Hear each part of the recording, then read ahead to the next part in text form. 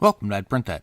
I'm Joe, and for those of you who pay attention, you'll notice that we had a little bit of a musical introduction this week. And I have to give a thanks to Victor Berggren of Switzerland. He reached out and said that he was interested in providing some intro and outro music for us, and I think he did a really great job on the intro. As far as the outro goes, I guess you have to stay tuned to check that out, but it's just as awesome. Over the last week, I really didn't get any prints done or any maintenance performed, mostly because my computer decided to just die. My motherboard, which is around 6-7 years old, finally decided to give out. It's an older Intel i7 LGA 1366 socket, and it just quit on me. I've been having some issues with my USB ports, and I've been kind of bearing through that, thinking that maybe it was a motherboard-related problem. And here, Tuesday evening, my computer froze up after playing some Dead by Daylight, and on a reboot, it gave me a blue screen and told me that the boot device is inaccessible. After doing some troubleshooting and trying to get things working again, the machine won't even post now. So I have an EVGA motherboard, and I just get an error code FF on the board, which is what it comes up with when you first start it. I've tried clearing BIOS settings, doing all kinds of other things, and it just doesn't seem to work. So I will be ordering a new motherboard, processor, RAM, power supply, and heatsink, and should hopefully get that up and running by the middle to the end of next week. So hopefully by next podcast, I'll have a fully functional computer again, and we'll be back at dodging killers and printing files like I was normally. Besides that, just another reminder, this would be this would be the last week that you could get the print of the month, the Cthulhu pendant. For those who decide to go out to Patreon and pledge $5, we will send you one here next week. I will go ahead and announce the new print of the week. So for those lucky people, if they want that print of the month, they can go ahead and pledge $5 and receive it. So over the last month, we have been going through printer issues and how to resolve them. This week, we're going to kind of continue along that same line and go over understanding the tolerance of your 3D printer. Now, when I say tolerance, I don't necessarily mean like pieces fitting together, though that does equate into this. It's more of understanding the limitations of your printer. Knowing what the limitations of your printer are and how they influence the design and production of your 3D printed parts will go a long way towards producing products with the highest quality possible. Most users of FDM printers understand that the resolution of printed items are typically 100 microns or more. There are even some manufacturers claiming their printers can do resolutions of 50 microns. Resolution is just one criteria that is used to determine the quality and value of a 3D printer. Make Magazine holds an annual digital fabrication shootout each year to assess the quality of 3D printers at different price points. This testing criteria is useful for any 3D printer owner to determine what the tolerances are and the quality of their equipment. The tests they do check precision, accuracy, and finish to the machine's overall capability. When testing your 3D printer, there are 9 factors that you need to consider. Those factors are dimensional accuracy, horizontal surface finish, vertical surface finish, overhangs, retraction performance, bridging, negative space tolerance, Z-wobble, and support material. Now I'll take a moment and we'll go over each one of these with some details and methods of remedying problems in order to come up with the highest quality models possible when you do your prints. We'll start with dimensional accuracy. Dimensional accuracy is being able to print an item with the same dimensions of the original part or design. It is often problematic with the part of the model that is next to the bed. Issues with bed heat may cause warping, and in addition, most slicers print the base layer with an extrusion rate greater than 100% in order to ensure that the part sticks properly. This practice can result in a wider initial layer and results in dimensions greater than expected. Many users attempt to fix this by utilizing a raft before printing the first layer of the actual print. You should also consider the implications of infill on the completed part. Choosing to use 100% infill may cause the material to overlap or extend the finished part past its desired dimensions when cooled. There can also be warping during cooling. Most experienced users will use an infill setting at 85% for a quality maximum infill.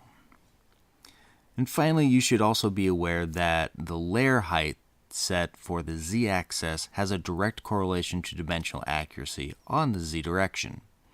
One of the best methods to ensure dimensional accuracy is to print at a layer height of 100 microns and to set the perimeter speeds between 15 and 30 millimeters per second.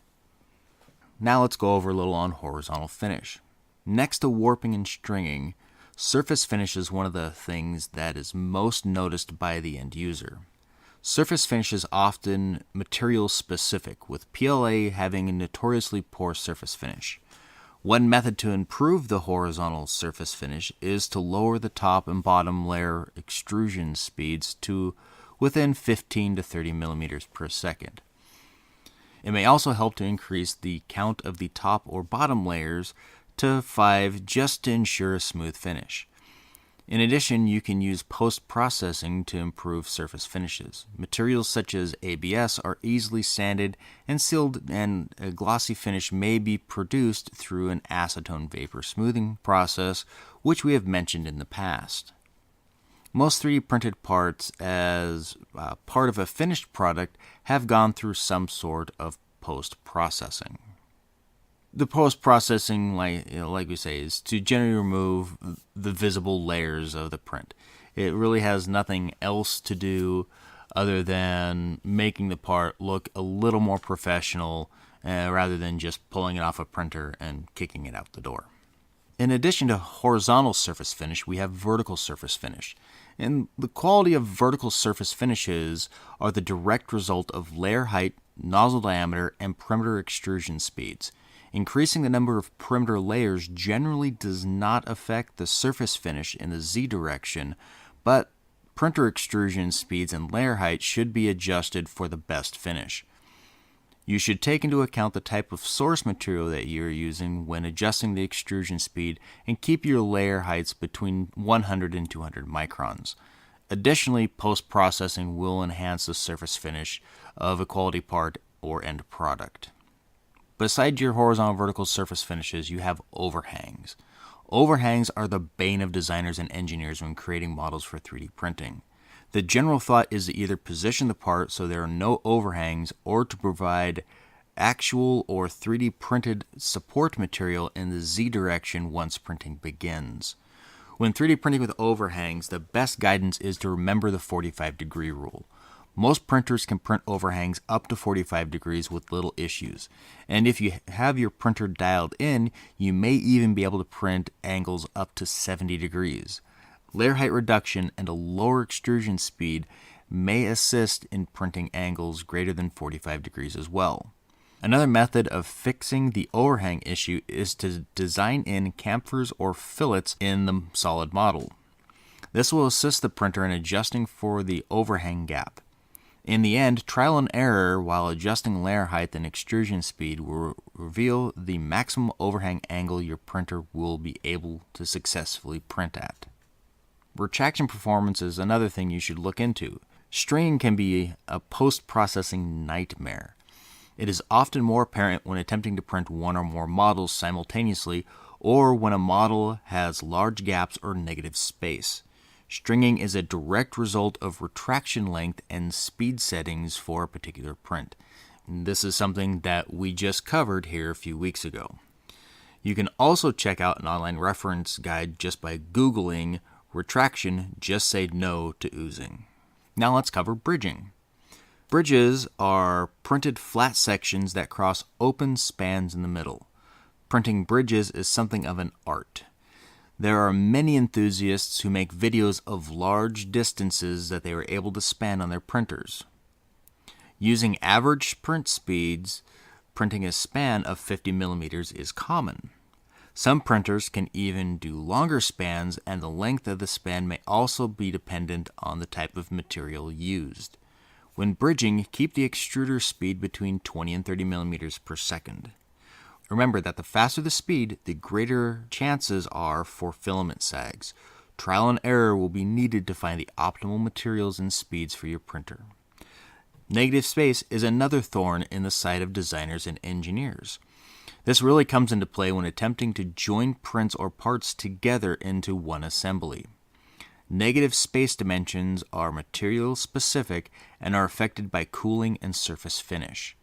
Many of these issues may be resolved through design, but trial and error will be needed with your specific machine and will usually provide you with your best results.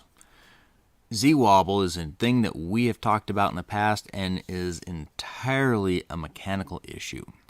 It is most likely caused by out-of-tolerance mechanical components and or improper machine calibration.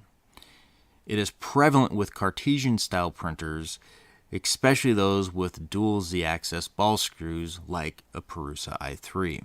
Your cantilever stiffness also plays into the wobble phenomena, as Cartesian printers have a lot of play in the print carriage itself. In order to take care of this issue, make sure that your machine is level and calibrated correctly.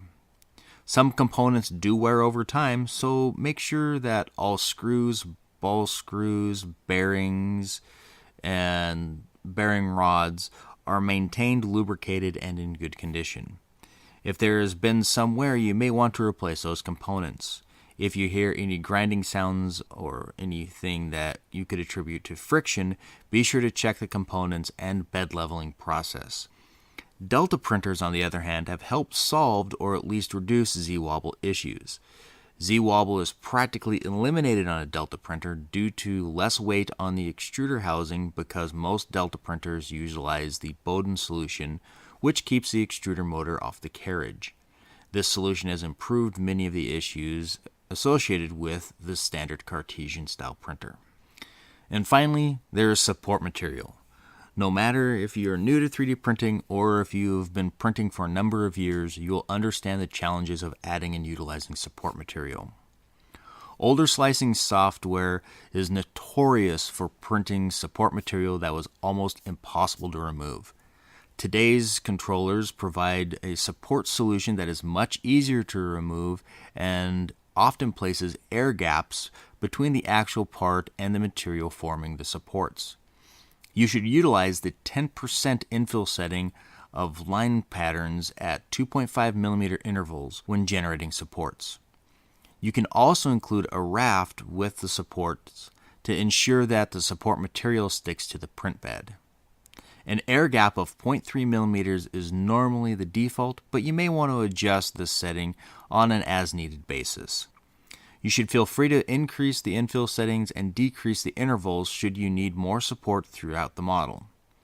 The goal of support is to provide enough material that all facets of the model may be printed, yet still be easily removed once the print is finished. Users with dual extruders can even use support material like HIPS or PVA in one of the two extruders while printing.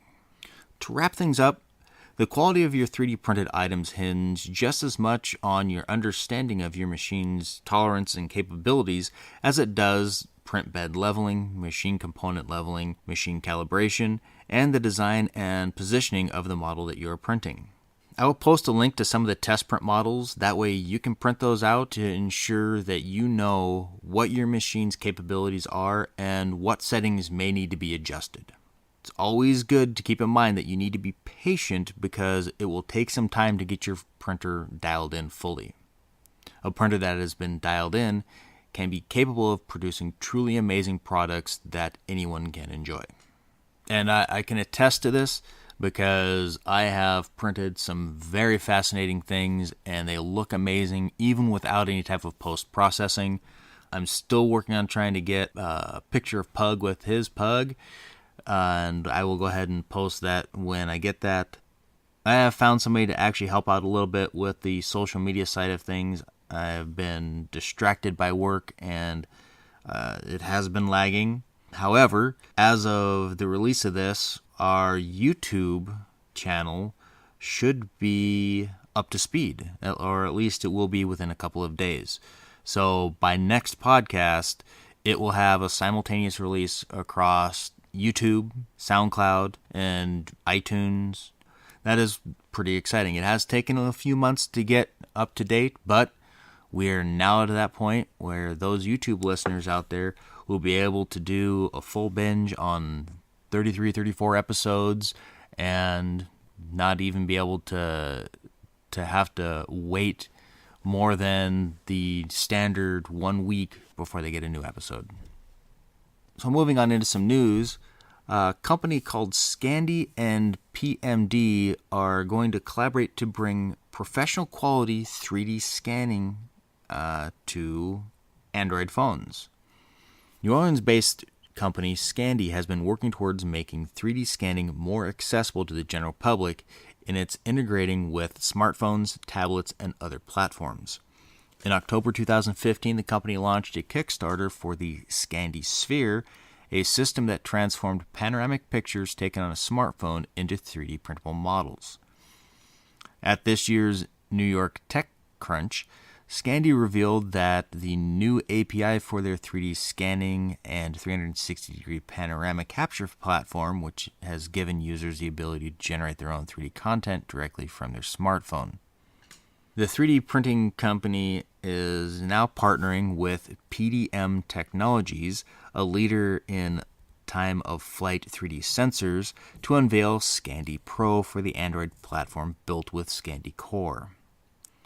With a consumer-grade smartphone and an attached PDM Technologies Pico Flex time-in-flight 3D sensor, Scandy Pro will enable Android users to create detailed 3D scans of objects in real time, offering the same level of quality as professional scanning equipment. According to Scandy, their Scandy Pro app is capable of capturing as small as 0.3 millimeters with a 0.25 meter bounding box, and 36 millimeters with a bounding box of 3 meters in size, while users can also utilize the app's on-device editing for quick cropping, resizing, and more. Android users interested in the new Scandy Pro platform can sign up to be a beta tester. A link will be posted on the I'd Print That blog. I have myself signed up for the beta, and I'm looking forward to getting it. I have not heard anything yet, though I expect to hopefully hear something within the next week. So moving on, people who worry about technology often easily overlook all the amazing faith in humanity restoring tasks humans can now carry out thanks to state-of-the-art tech. A Polish company, In Utero 3D, has a mission to provide 3D printed bas-relief images to blind parents-to-be who cannot otherwise see ultrasound images during a mother's pregnancy. Called Waiting Without Barriers, the program provides 3D printed ultrasounds to blind parents for only a materials cost of $1 or €1. In Poland, parents receive the physical bas-relief model, while parents overseas receive a 3D model file that is ready for printing. In Utero 3D does not manipulate the ultrasound images in any way and is a true three-dimensional representation of the baby as it appears in a mother's womb, complete with spatial relation and real dimensions. This is absolutely amazing, and I believe this is probably one of the coolest things that I have seen 3D printing used for. I understand that it is, we've covered many things in the past on how it's saved lives of toddlers and has helped with all kinds of other medical advances and medical procedures, but I, for one, like how 3D printing is being used to help people with disabilities, especially in ways that are as amazing as this. Well, I don't have kids, I've known many people who have, and this would have just knocked their socks completely off. Most parents understand that being able to see the ultrasound of your unborn child is one of the absolute coolest things in the world, and being able to see a 3D representation of that image just would make things better. It's no secret that I am a Star Wars fan. I generally mention it at least once a podcast. And Tested editor Norm Chan and movie effect artist Sean Charlesworth recently worked together using Formlabs Form 2 3D printer to create a Star Wars lightsaber kit inspired by the dark side of the Force. The design files are available for download from Pinshape and will be linked from our blog.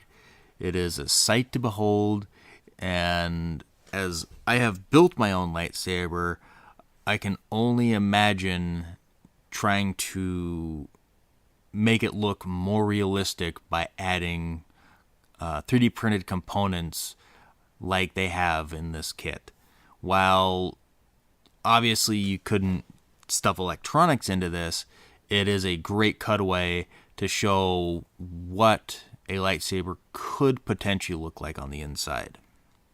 The last 3D printed thing that I want to cover deals with computers, actually. If you're like me, then you love the flexibility of building your PC. Whatever your reason is for building a PC, ASUS is now allowing you to use 3D printing to print the components that you need. ASUS plans to provide CAD files to customers so they can use their 3D printer to print their very own motherboard components. Now, keep in mind that the printing is more for aesthetics reasons rather than anything else. The idea behind it is that customers will be able to create a personalized look for their motherboard or print other components in a particular color. You should be able to create customized fan mounts or GPU stabilizing brackets, and this is a cool feature and one that will probably catch on quickly as the world of 3D printing gets more and more popular by the minute. This was one reason why I decided to get an ASUS motherboard. I'm really looking at giving this a try and seeing what it's like and seeing if it's really worth the hype around it. I know I saw this here a few months back, and I've been kind of looking at it, and with my motherboard failing, this allows me to give it a shot. Now, this could be good or bad, who knows, but I do look forward to really creating a customized look for my PC. I've been big into PC modding. My first modified PC I built in about 2001. I got an aluminum Lian Li case. I put a window in it and a big 120 millimeter fan in the top of it, and cold cathode black lighting, and painted the fans in UV reactive coloring, and just really went all out with the machine. And this was at a time when you couldn't just buy moddable parts off the shelf. Cases didn't come with fans or with windows and stuff built into them. This all had to be done by hand, and if you messed up, it could cost you a lot of money. Now it's easy to modify your computer to meet your needs, though the premise is still the same. And by introducing 3D printing into this, it kind of brings it to that next level. It's going to allow me to take those CAD files, design some pretty nice things, and see what I can do. And the last thing I want to cover this week is comic book related. Again, I'm kind of an old school comic nerd, and it's not meant as a derogatory thing in any way. I've got boxes of comic books. While I honestly haven't purchased a comic in maybe 20 years, I'm still fond of comics. I do read them digitally at times, and I get a chance to go into comic book stores and kind of see what's new, and I live vicariously through comics through a buddy of mine, Justin. and kind of not up to date, but kind of stay in the quasi-know. Well, I saw a thing where it's rumored that Image Comics is looking at moving their headquarters from their rather expensive Berkeley, California location to Portland, Oregon. Now, Image is a relatively small in numbers company, and much of the work that is being carried out is done by freelancers or partner studios, but their impact on the U.S. comic industry is third to the big two. Now, the move to Portland is not only cheaper, but the city boasts an insane comic book lineup, from Dark Horse Comics to Oni Press to CBLDF, as well as a thriving comic creator community, plenty of whom already work for Image Comics. Portland is also home to some great comic stores, conventions, and a whole load of other comic-related events. Now, this makes sense that they would want to move there. It really gets them closer to their freelancers, gets them closer to kind of one of the epicenters of comicdom. As always, if you like what we do, if you want to give us a hand, support us, please go out to Twitter, Instagram, Facebook, YouTube, SoundCloud, give us a subscribe, a follow, and ask questions, tell your friends about it, have them sign up and listen. Anything that you can do to kind of get the word out there about the podcast would be helpful. And if you want to do something a little bit more, as I said earlier, go out to Patreon and sign up and give us $1 a month or $5 a month. It all goes to help the podcast. It makes it that much better and helps us keep things moving along smoothly. Now, the $5 donation, it gets you the print of the month, meaning that every month that you donate $5 to us, or that you pledge $5 to us, we will take that and we will send you a print of the month. And this month's print of the month is a Cthulhu pendant printed in black PLA. Looks pretty nice. I know I haven't gotten pictures of it up on the on social media yet, but I'm hoping by the end of tonight I will have that done. Have somebody, like I said, who's going to be helping out with that, and I'll be getting them familiar with that process here today. Again, a big thank you to Victor Berggren of Sweden. He did an awesome job on the music, and I really enjoy it. I hope everybody else enjoys it as much as I do. The outro music, while you say it was a first draft, I think it was great. I think you hit it out of the park, and I just want to say thank you. And I want to say thank you to everybody else for listening and supporting the podcast. It just makes me happy that people enjoy what we're trying to do here. Besides that, I think I've babbled enough for this week. I am Joe, and remember, if you can imagine it, you can print it.